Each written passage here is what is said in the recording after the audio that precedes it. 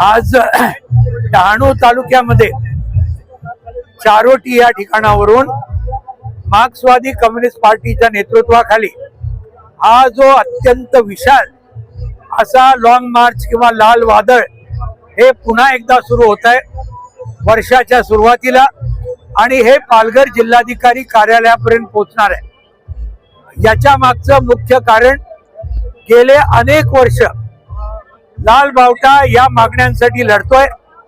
सरकार केवळ आश्वासनं देत आहे, पण प्रत्यक्षामध्ये एकही आश्वासन पूर्ण झालेलं नाही, आणि म्हणून या सगळ्या मागण्या धसास लावण्यासाठी वनाधिकाराची मागणी आहे।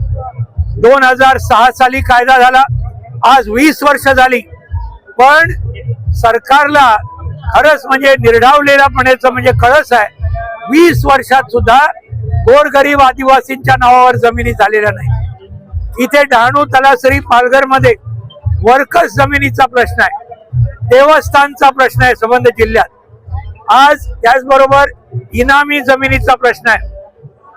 शेतकरी खचतायत पण त्यांच्या नावावर होत नाही, म्हणून त्यांना सरकारी कर्ज मिळत नाही, कुठल्याही योजना मिळत नाहीत, म्हणून हे सगळे मुद्दे नावावर कसेल त्याची जमीन झाली पाहिजे या मुद्द्यावर हा एक महत्वाचा मुद्दा आहे। दुसरीकडे मोदी सरकारने आताच मनरेगा जो कायदा आहे, महात्मा गांधींच्या नावावर रोजगाराचा हमीचा कायदा, हा आता रद्द केला, आणि एक नवीन कायदा तथाकथित पण जो अत्यंत संशयास्पद आहे, जो अजिबात लोकांना रोजगारापासून वंचित ठेवेल अशा तऱ्हेचा कायदा आणलाय, त्याचा निषेध इथे केला जाणार आहे।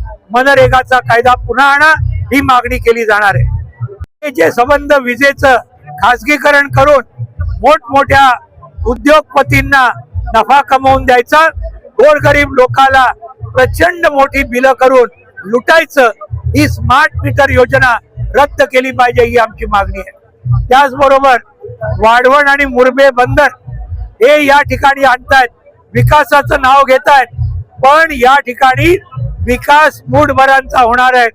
जो सर्वसामान्य गोरगरीब आदिवासी आणि बिगर आदिवासी जो शेतकरी आहे, जो मच्छीमार आहे, त्या सगळ्याला देशोधडीला लावण्याचं हे सगळे धंदे आज भाजपचं हे सरकार करतंय, आणि म्हणूनच हे सगळे मुद्दे जलजीवन मिशन आहे, इथे सगळ्या लोकांना पिण्याचं पाणी, शेतीसाठी पाणी मिळण्याचा प्रश्न आहे, रेशन, शिक्षण, रोजगार, आरोग्य, हे सगळे मुद्दे आहेत। हे मुद्दे सगळे या मोर्चामध्ये आम्ही घेतोय, आणि पालघर मध्ये प्रश्न सुटेपर्यंत लेखी मागणी पत्र दिल्याशिवाय आणि अंमलात आल्याशिवाय हा मोर्चा तिथून उठणार नाही, हे सुद्धा आजच आम्ही या ठिकाणी डिक्लेअर करतोय। हे काही साधं सरकारने हे हलक्यामध्ये घेऊ नये, कारण हे लोक इथून हलणार नाहीत, हे अगदी स्पष्टपणे या ठिकाणी लाल बावट्याच्या वतीने, मार्क्सवादी कम्युनिस्ट पक्षाच्या वतीने आम्ही इशारा देतोय।